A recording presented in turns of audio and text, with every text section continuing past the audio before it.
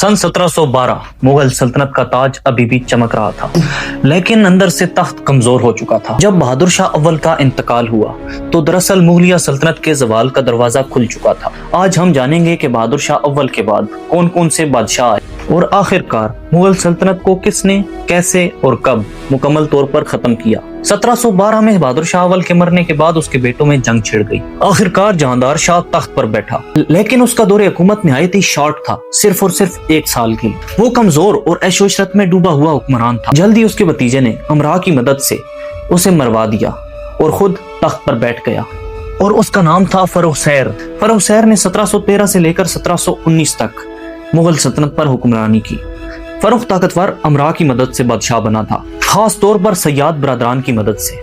लेकिन जब उसने उन्हीं को कमजोर करने की कोशिश की तो उन्होंने उसे कैद करके कत्ल कर दिया। ये मुगल दरबार की कमजोरी की वाज़ह अलामत थी। उसके बाद 1719 में तख्त पर बैठता है रफीउद्दरजात। उसने चंद माह हुकूमत की, फिर शदीद बीमार हुआ और फिर वो वफात पा गया। उसके बाद 1719 में ही शाहजहां दोम तख्त पर बैठ गया। ये भी सिर्फ चंद माह के लिए तख्त पर रहा। सल्तनत अब अमरा के हाथों की कठपुतली बन चुकी थी। उसके बाद 1719 में ही मोहम्मद शाह तख्त पर बैठता है। ये तवील अरसे तक हुक्मरान रहा, मगर उसके दौर में एक बहुत बड़ा सान्या पेश आया। 1739 में ईरान का हुक्मरान नादिर शाह दिल्ली पर हमलावर हुआ। दिल्ली में कत्लेआम हुआ, कोहिनूर और तख्ते ताऊस लूट लिए गए। ये वाकया मुगल सल्तनत की कमर तोड़ गए। 1748 में मोहम्मद शाह की बीमारी की वजह से वफात हो गई, और उसके बाद तख्त पर बैठा अहमद शाह बहादुर। ये एक बहुत ही कमजोर हुक्मरान था, और इसके दौरे हुकूमत में मराठे और अफगान सरदार मजीद ताकत पकड़ चुके थे। दरबारी साजिशें भी आम थीं, और इन्हीं दरबारी साजिशों के दौरान किसी ने इसे जहर देकर मरवा दिया। 1754 में जब अहमद शाह बहादुर मर गया तो उसका जानशीन तख्त पर बैठा, और वो था आलमगीर दोम। इसके दौर में और तो कुछ भी नहीं हुआ, मगर अहमद शाह दुर्रानी ने बार बार हिंदुस्तान पर हमले किए और बहुत से इलाके फतह कर लिए। इसने 5 साल हुकूमत की और 1759 में ये भी इंतकाल कर गया। इसके बाद एक थोड़ी सी मुद्दत के लिए इसका बेटा जानशीन बना, जिसे शाहजहां सोम का खिताब दिया गया। इसका दौरानिया बहुत ही मुख्तसर था, इसलिए तारीख में इसके दौरे हुकूमत की कोई तफसीलात नहीं मिलती। 1759 के आखिर में ही एक और बादशाह तख्त पर बैठा है, जिसे खिताब दिया जाता है शाह आलम दोम। ये वो दौर था जब असल ताकत अंग्रेजों के पास जा रही। जैसा कि मैंने आपको पहले भी बताया कि ईस्ट इंडिया कंपनी ने शहजादा सलीम से कारोबार करने की इजाजत ली थी, और उसी कंपनी के जरिए बहुत से ऐसे काम किए गए कि उसने मुगलिया सल्तनत को अंदरूनी तौर पर कमजोर किया, और बाद में वही इस हुकूमत पर काबिज भी हुए। बैटल ऑफ बक्सर में अंग्रेजों ने मुगलों को शिकस्त दी। इसके बाद मुगल बादशाह सिर्फ और सिर्फ नाम के हुक्मरान रह गए। शाह आलम दोम की वफात 1806 में हुई। उसके बाद एक और बादशाह तख्त पर बैठता है, जिसे अकबर दोम का खिताब दिया गया। इसने एक लंबा दौरानिया हुकूमत तो की, मगर वो सिर्फ लाल किले तक ही महदूद था।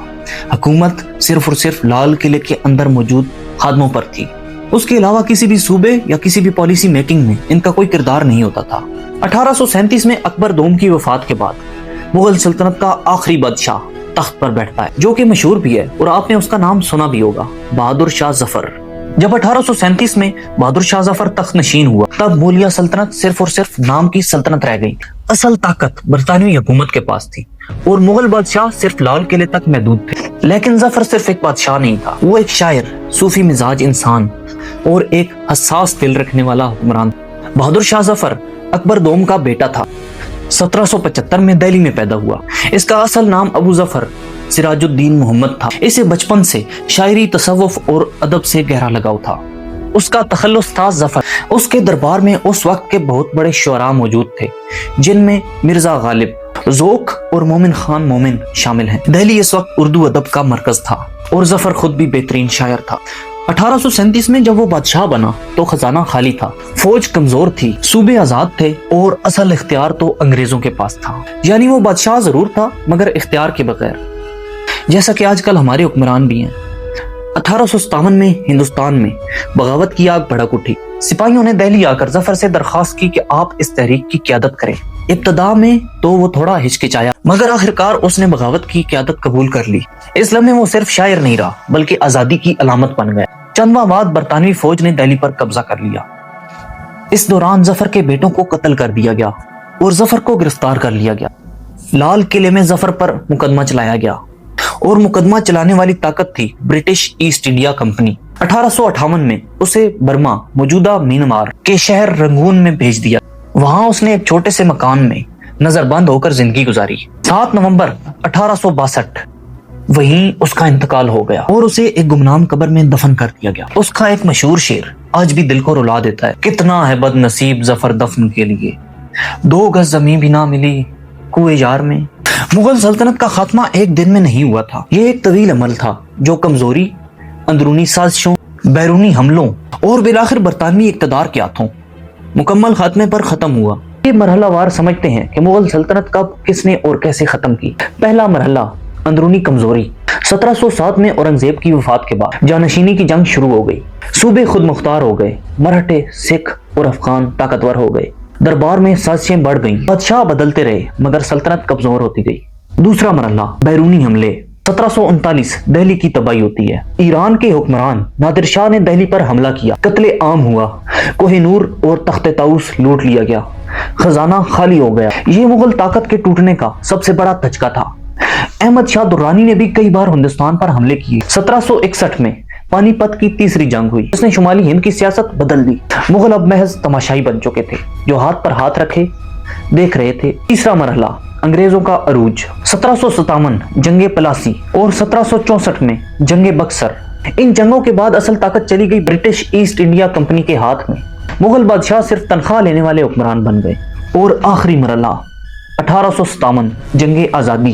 1857 میں ہندوستان بھر میں بغاوت شروع ہوئی.